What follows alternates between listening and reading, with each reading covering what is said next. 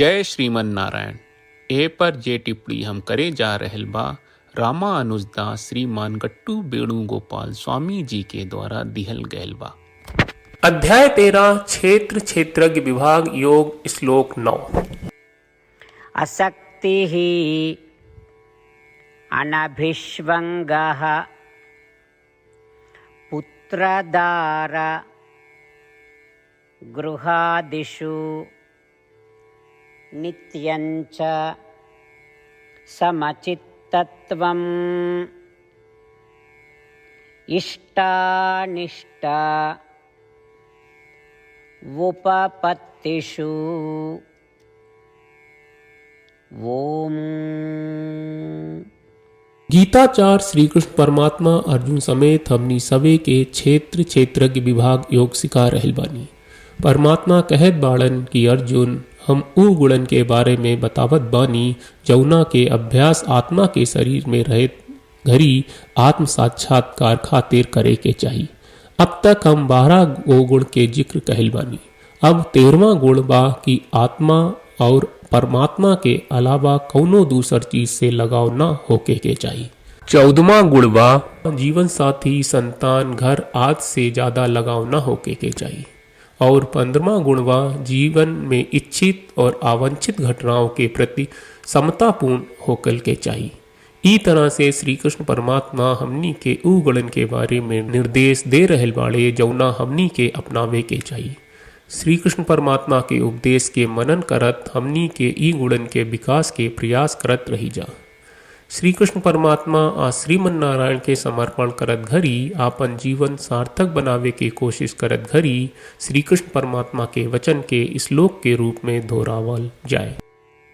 असक्तिः अनभिष्वङ्गः पुत्रदार गृहादिषु नित्यञ्च समचित्तत्वम् इष्टानिष्टोपपत्तिषु।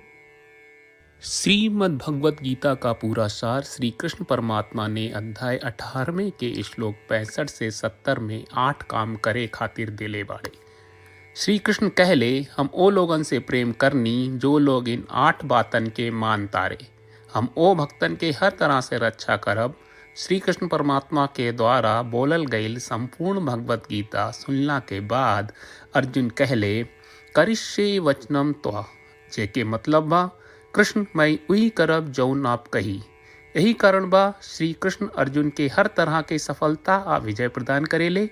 आई परमात्मा के आपन व्रत देई कि हमनी के ये 8 गौ कर्म के पालन करी जा। ई वचन परमात्मा के देवे से बड़न कौनो पूजा तपस्या यज्ञ नहीं। हम 8 प्रण कहब जौन हमनी के करे के चाहिए। आप सब कृपया इन्हन के आपन दिमाग और दिल में सोची। श्री कृष्ण के आपन वचन देवे के ई तरीका में हमनी सबकी कल्पना करे के चाहिए कि श्री कृष्ण का चेहरा खुशी से चमकत बा और खुशी के एहसास करत बा। जय श्रीमन नारायण। यहाँ हमनी के 8 वादा बा। हमनी के पहला वादा, हे श्रीमन नारायण आपका निर्देश के मुताबिक हम हमेशा तोहार ध्यान करब और तोहार बारे में सोचब। हमनी के दूसर वादा, हे श्रीमन नारायण आपका सलाह का अनुसार हम हमेशा आपका भक्त रहब। हमनी के तीसर वादा, हे श्रीमन नारायण हम आपन सब काम तोहरा सेवा के रूप में और तोहरा संतुष्टि खातिर करब।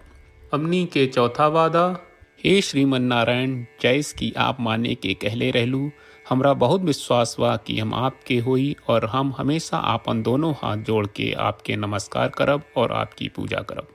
हमनी के पांचवा वादा, हे श्रीमन नारायण हमरा के तोरा बात माम एकम शरणम ब्रज 1866 याद कहले जहां आप हमरा के आपन का अर्पित करे का कहा। श्रीमन नारायण मैं हमेशा तोहरे शरण में रहब।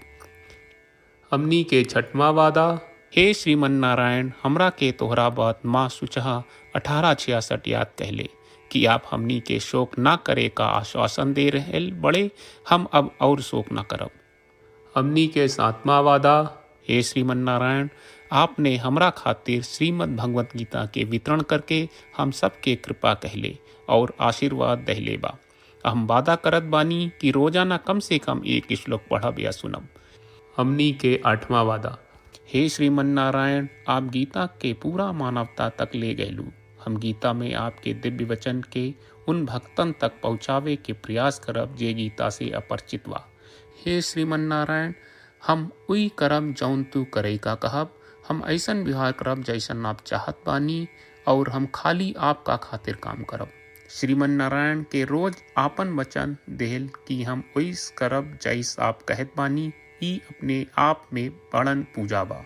श्रीमन नारायण करशे वचनम त्वा। श्रीमन नारायण, हम तोरे निर्देश के मुताबिक काम करब। सर्वम श्री कृष्ण अर्पणम अस्तु। जय श्रीमन नारायण। असक्तिः अनभिष्वङ्गः पुत्रदार गृहादिषु नित्यञ्च समचित्तत्वम् इष्टानिष्ट